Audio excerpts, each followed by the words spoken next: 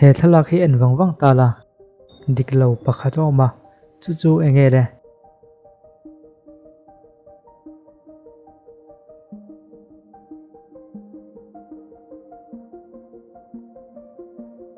ni sakhop maya ma se an thla hi a awm mia lova heti zawk tu hini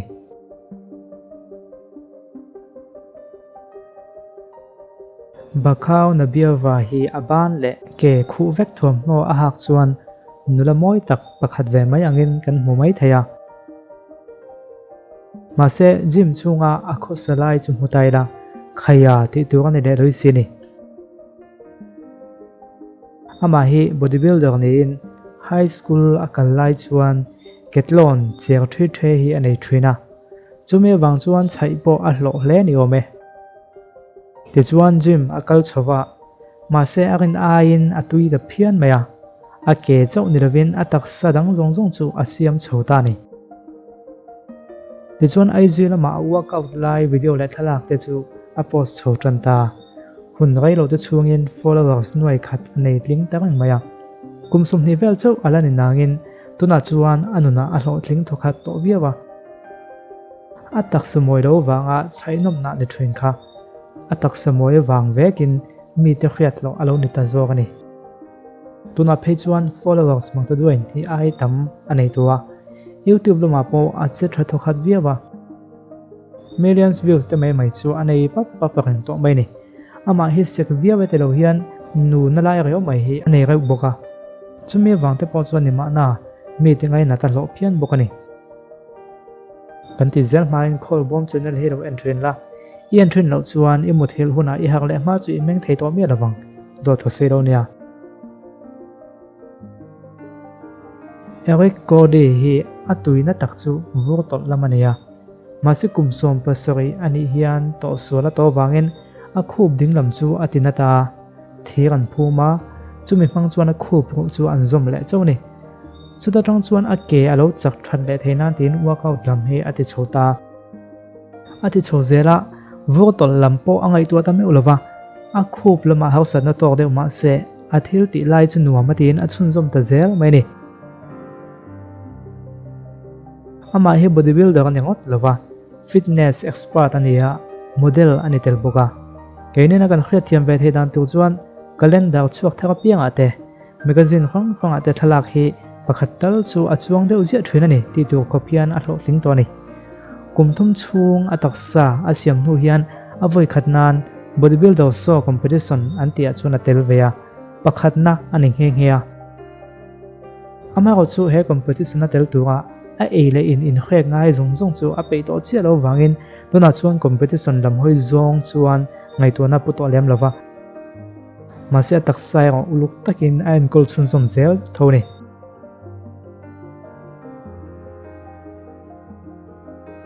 Sweta wathor po hi model nin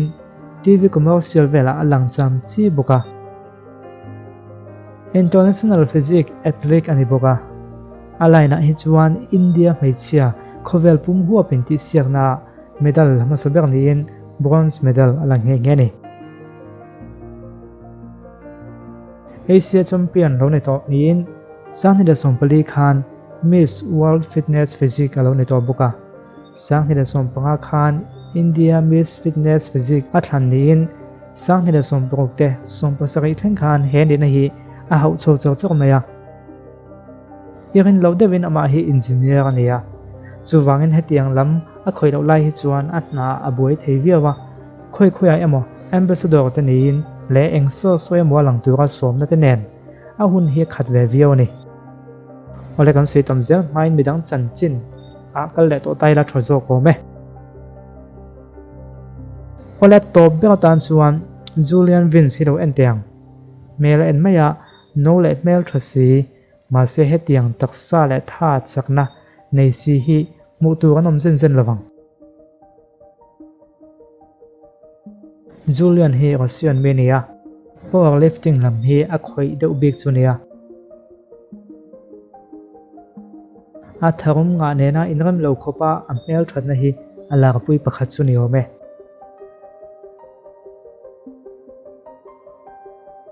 powerlifting hi mai chi khoi chi ni ve che lo tia khil ani fo thina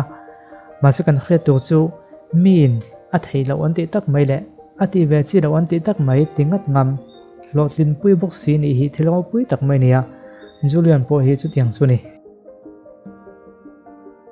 keji sa sumre chu azova ani keji sa sumre chu ana mai lo nia bu fai bek khat keji som nga angania chu po tling thamang lo kam pu deuh tong tong thin khan nei tu ta la keji sa sumre ta zo ta ka pu thei mai chia chu ana mai lo khopang han en mai po hian social media lama chuan alak to khat via wangti arin thei ngala fans tam tak po anei rang bokani mi pa du tu an tam chuk zitin a mei chapui point an du em maya kumsom panga ani tangin jema hian agal thina mi pa ho ri choi vela en chuan ti ve chak thatlat maya ti chuan ati chho ve chin ta ni atak sa po asiam mukpa zela ri lo te chungin nuam atia atui chhote em maya tuna chuan kho vela mei chhriat lo tak mai pakhat alo ni ve tak mai ni ole ai chlo zok zere moti turpo en tur la om zera masa video danga kan khek khringa tuna tan chung khati zong kha lo ni khri phot se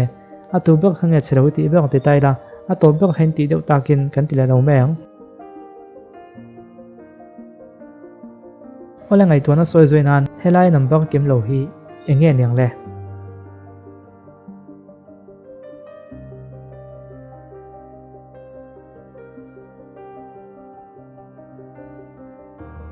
sumsari pariat ani achan chu ale zongin han chir tala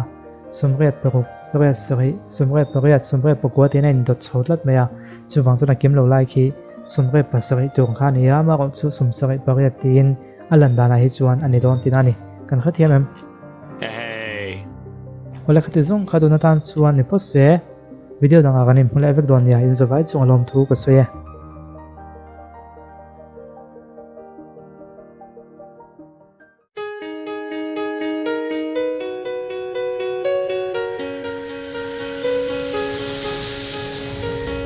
He la môi he sen ka hai lo ve zun in zut ve ma se ka tan chu he lung lai nam min khan tu loi the min do the tu ma se nan chuan he mai poi sa lo bel ma lin siam ti le thuyền pha po kan se thi lo di tan chuan tin kan kha se la ma se to pa chuan mal ta ko om tu in kal sa ma min la sa na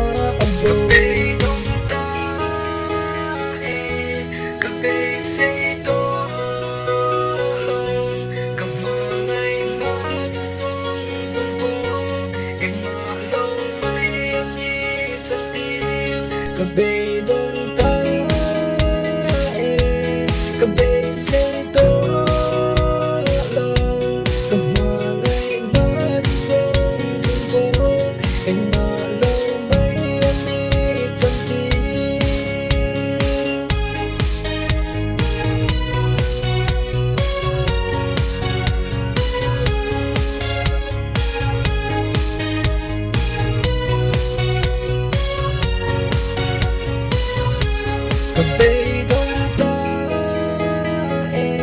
kabay say to lo kamalay na song song ko and na lo may ani chanti kabay dong ta kabay say to lo kamalay na song song ko and na lo may ani chanti bel ma lin siam ti le thuyền pha po kan se thi lo di tan chuan tin kan kha se la ma se to pa chuan mal ta ko om tu in kal sa ma min la sa na abo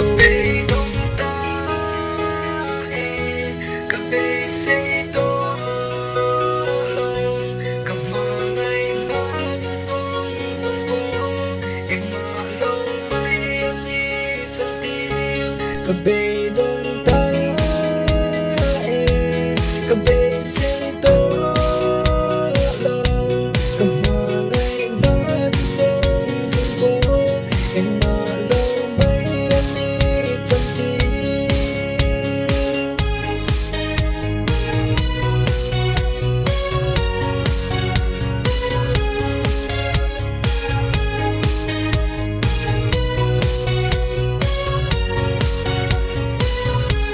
Cà bê đông ta cà bê xây to lòng cà mà này na chỉ